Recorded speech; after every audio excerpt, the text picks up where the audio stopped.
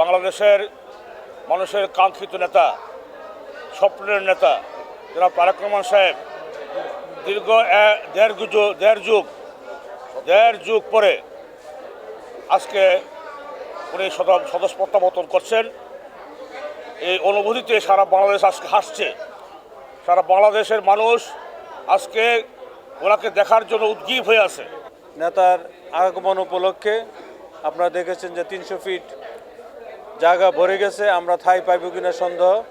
ইতিমধ্যে আমাদের খায়রুল কবির খোকনের নেতৃত্বে, আমরা নরসিংদী সদর একের নেতৃত্বে 100 বাস অলরেডি চলে গেছেন।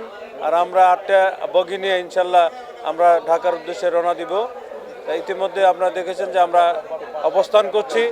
দেশ আমাদের তারেক জিয়া লিডার আসছে, দেশ আমাদের সারা বাংলাদেশ আসছে। তাই এলো ইনোভার, যেন আপনি লাইফে থাকেন রেডি প্রতিদিন।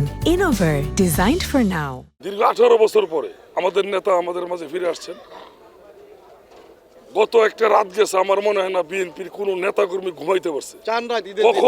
কখন আমরা ঢাকা যাব, কখন নেতাকে আমরা দেখব। জাতীয়তাবাদকে লালন ধারণ করে, বিএনপিকে ভালোবাসে। শুধু ছাত্রদল না, বিএনপি মনে একজনও বাসায় বসে নাই। যে যার মতো করে ট্রেনে, বাসে, সিএনজিতে যে যার মতো করে সবাই হচ্ছে সমাবেশস্থলে তারেক রহমানকে স্বাগতম জানানোর জন্য সবাই যার মতো করে চলে যাচ্ছে।